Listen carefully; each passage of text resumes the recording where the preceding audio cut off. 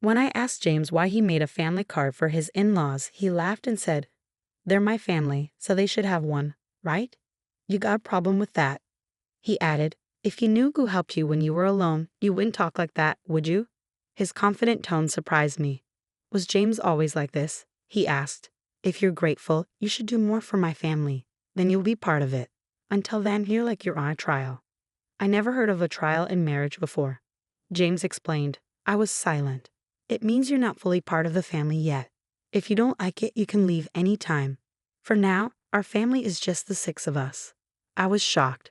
So I canceled our shared credit cards and moved out right away. "Hi, I'm Olivia Cook, and I'm 30 years old. I draw pictures for a living, working from home as a freelancer. Before that, I used to design stuff for a big ad company, but I started doing my own thing about 5 years ago when I got married. My folks passed away in a crash when I was little, so my grandparents raised me. But I moved back to my parents' old place in the city center for college, and I've been there ever since. I met my hubby James at this Italian joint where he worked. It was a cozy spot with good food at decent prices, so me and my work buddies went there a lot. James, the charming waiter, caught everyone's eye, including mine. He was quite the looker. The manager even joked that some folks came just to see him, and I totally got why. Can't deny, I was a bit of a fan myself. He had this cool vibe that really stood out. We grew closer pretty fast, and before we knew it, folks were calling us a couple. Surprisingly, we ended up tying the knot. I don't remember much from that time. It's like I was in a bit of a fog. Next thing I knew, I was married to James, my husband. But I did love him, and I was genuinely happy about getting married. I left my job at the design company on good terms and started freelancing. James stuck with his gig at the Italian joint, working odd hours, sometimes late into the night. It got tough to juggle work, so I decided to go solo, something I'd always wanted to do. That sounds smart, Olivia. It'll be easier for you, and it's great to keep doing what you love. James backed me up. And that's how we kicked off our married life. We weren't into big flashy stuff, so we skipped the whole wedding hoopla and just signed the papers. Our families met briefly, and that was that. James went to work, and I held down the fort at home, managing chores and freelancing. Our schedules were all over the place, but we made it a point to have meals together whenever we could. It was simple, but it made us happy. I thought, yep, marriage is pretty sweet. About a year into our marriage, things took a turn for the worse. My family wants to visit. Is that cool? James asked one day. Sure, I replied. I was actually looking forward to it. I'd only had a brief encounter with James's family before, so I figured this would be a good chance to bond with them. Having lost my own parents early on, I always admired James's big family, but when they arrived, 5 of them, I was left stunned. Hey, which room's mine? His sister blurted out as soon as they stepped in. She's 35, 3 years older than both James and me, and works at a local store. Her abruptness caught me off guard. She seemed so different from the polite person I'd met before. James's 22-year-old sister was there too, but she stayed quiet, barely saying a word, just like when we first met.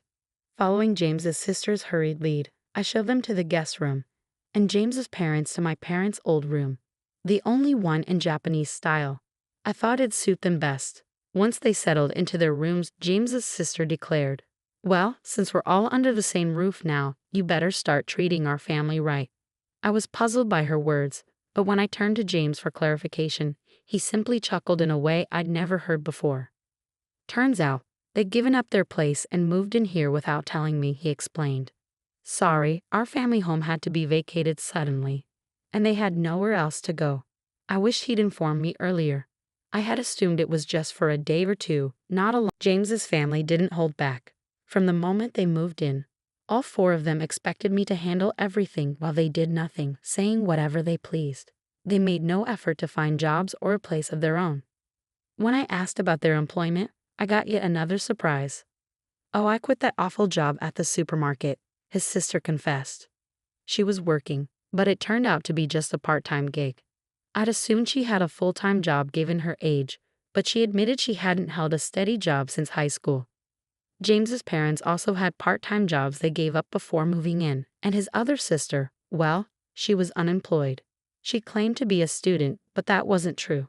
"Why should I work when I'm part of a well-off family now?" she reasoned. When I asked who she was referring to, I received another startling response.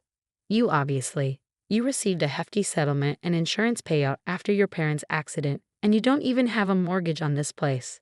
You can live comfortably without having to work, James's sister remarked, chuckling. I voiced my concerns to James when he returned home, but he erupted in a manner I'd never witnessed before. Everyone's exhausted from being suddenly uprooted. Give them some time to recuperate. Or do you want to kick out my family, Olivia? I was stunned into silence. Then, abruptly, James softened his tone. I'm sorry for yelling. It's been a tough day for me too. Can you please try to be a bit more understanding? Looking back, James was adept at manipulating situations with a blend of kindness and severity. But in that moment, I failed to see it, agreeing to endure a bit longer. The situation with James's family grew more oppressive. They treated me like a servant at home and demanded money whenever they went out. We can't even look for jobs without some cash, can we? It's only fair, but if we can't find work, we'll just keep staying here, they reasoned. Reluctantly, I handed over some money, which they claimed to have used up without any luck in the job hunt. I suspected they never even bothered to search, but pointing that out would only lead to accusations without proof.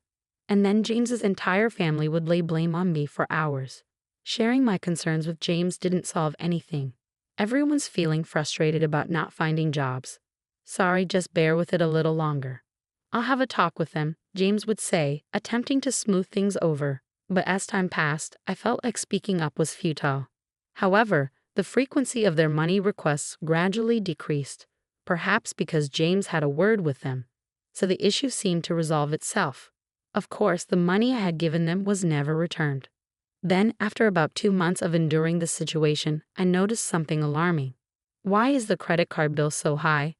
Could it be unauthorized charges? Quickly checking the statement, I found that all the expenses were made with family credit cards.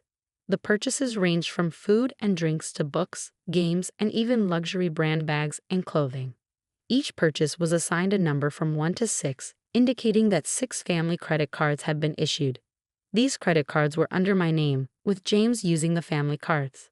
It seems like you'd handle this better, and it's easier to manage payments, right? Can I entrust it to you? He had asked, and I ended up taking charge of them. However, it turned out these family cards had been issued without my knowledge. James's family stopped requesting money because they could now make credit card payments and withdraw cash. When I confronted James about why he made family cards for his in-laws without consulting me, he chuckled and replied, well, you complain when they say they're broke, so what else could I do? Plus, you know who supported you when you were alone, right? Can you really speak like that to the important family of your benefactor? His bold tone left me speechless, unlike anything I'd heard before. Was James always like this? If you're thankful, you should do more for my family. Then I'll accept you as part of the family too. Until then, think of it like you're still in a trial period, he continued. I'd never heard of a trial period in marriage before. Seeing my silence, James pushed on. This means you're not officially part of the family yet. If you're not okay with it, you're free to leave anytime. Right now, it's just the 5 of us in our family. Useless freeloaders. Leave, he concluded. That's when I realized James's true character. I felt like all the color drained from my face. Stunned, I contemplated divorcing James. In fact, I began questioning why I even married him in the first place. At first, I was drawn to him simply because he was attractive, like many other women. I was infatuated with his looks without any real reason. Then, on one occasion when I went to the restroom, James approached me. You seem different, Olivia. Kind of mysterious. Sorry, I shouldn't say that to a customer, he said. I was taken aback but intrigued, and I found myself paying more attention to him over time. Maybe that was his strategy to make me like him. Looking back calmly, it all adds up. I remember once a colleague joked that I was a wealthy lady living alone in a condo, and it was after that James started chatting with me, perhaps because he was interested in my wealth and condo. Honestly, James wasn't exactly my type, to put it nicely. He was more modern, if I'm being blunt. He seemed a bit superficial. I preferred mature men who spoke softly and seriously. Yet, somehow, I ended up falling for James. I always found that perplexing, considering he was the typical handsome guy who could easily charm a woman, especially someone like me, who was new to the working world and not accustomed to men. I fell for his tricks and ended up marrying him. Thinking about it now left me feeling frustrated and ashamed. I wanted to lash out and break things around the house, but I knew better than to act on that impulse. Instead, I resolved to seek revenge. To accomplish that, I had to endure this situation a while longer, much like James manipulated me.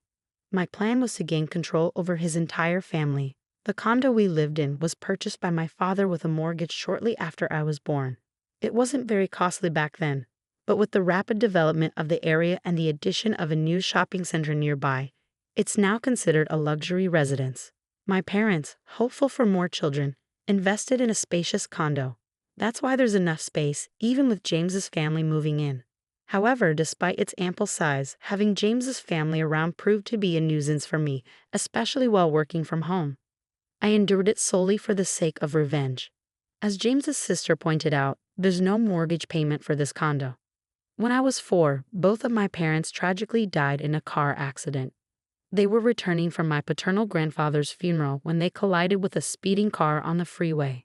I was supposed to accompany them that day, but I had caught the flu that was circulating and had a high fever. Consequently, my maternal grandparents came to the condo where we resided with my parents to care for me, leaving me as the sole survivor. The mortgage payments were covered by the group credit life insurance, so the only housing costs I incurred were the management fees and property taxes.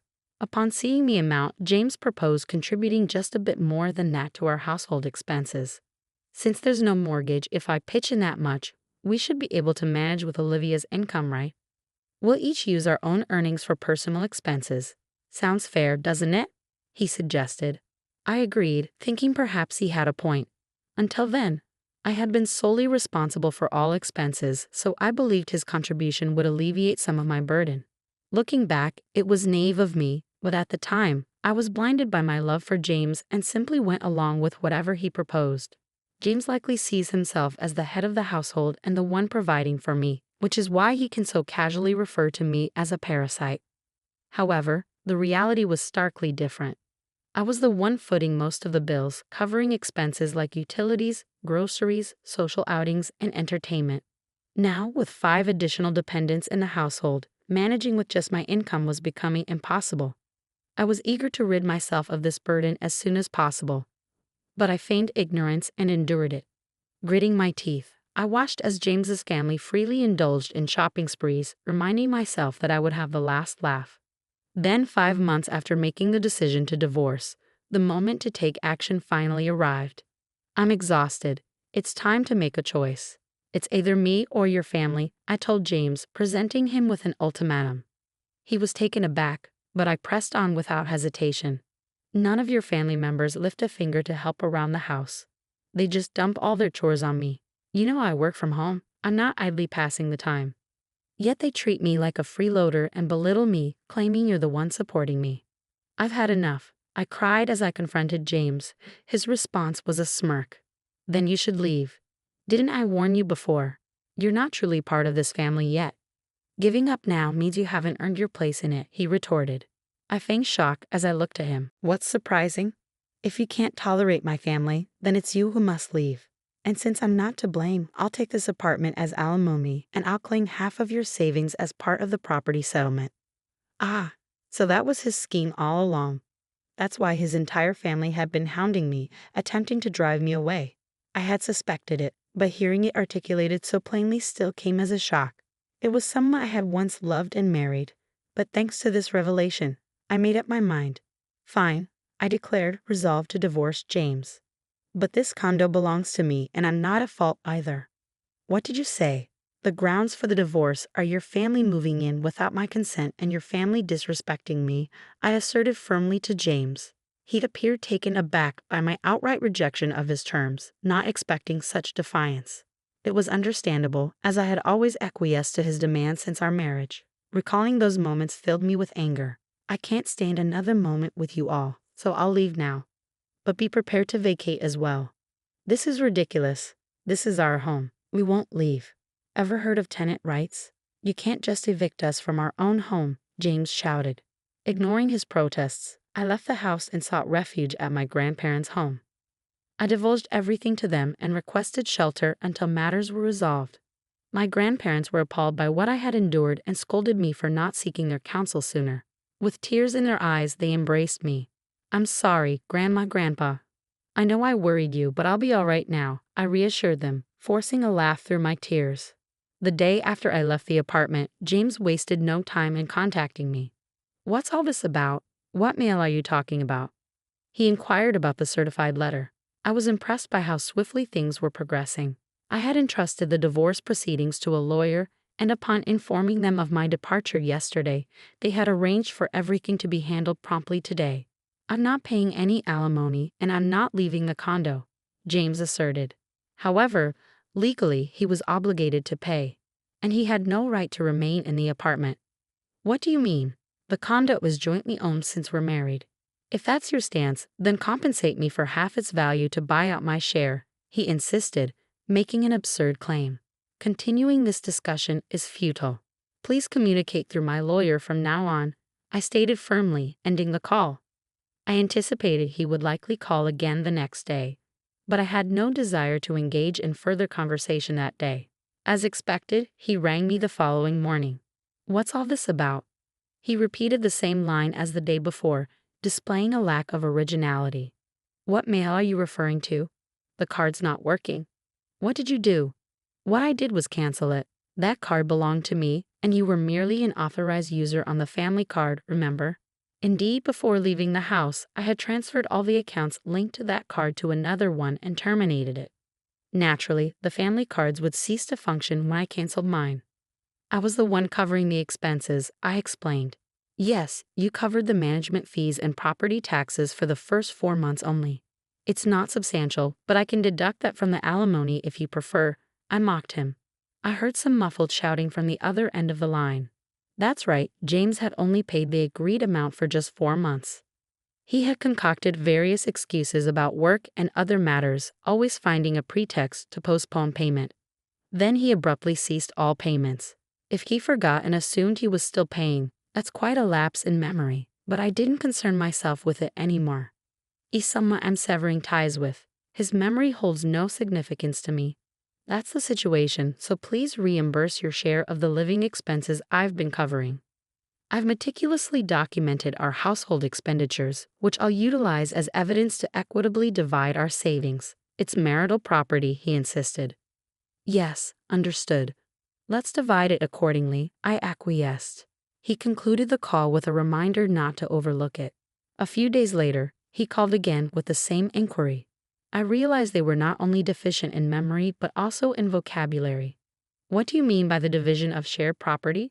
Why is it 0? You must be swimming in cash from your parents' insurance and alimony," he alleged.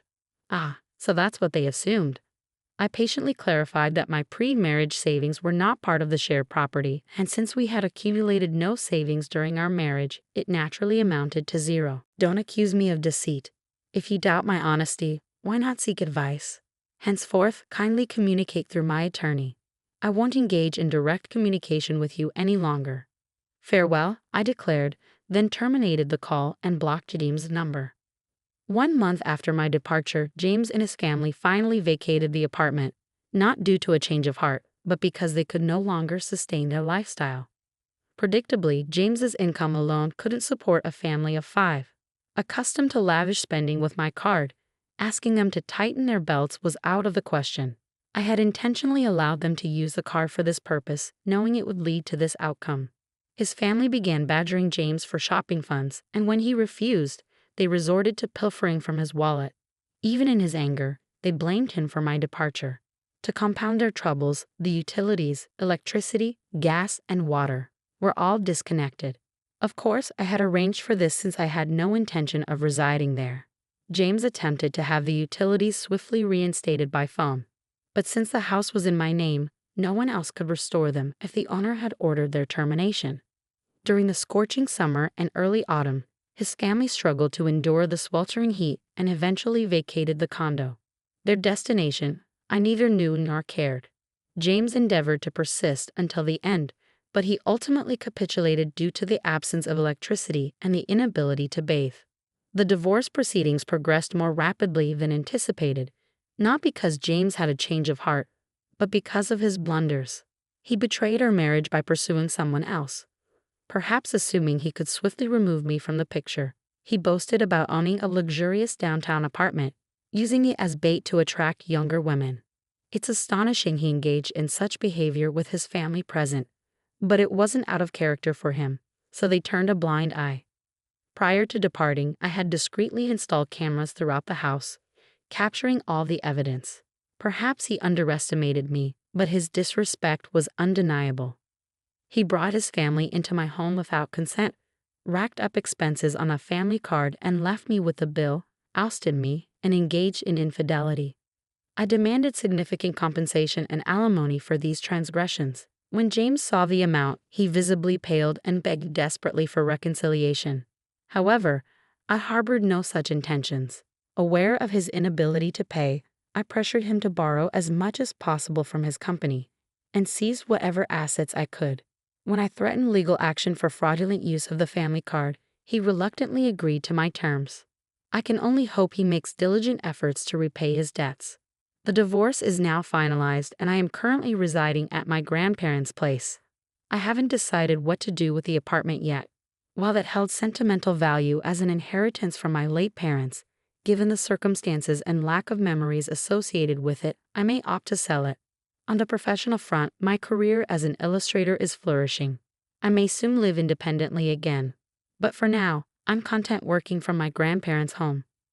I'll continue to rely on their support for a little while longer before forging ahead with renewed determination.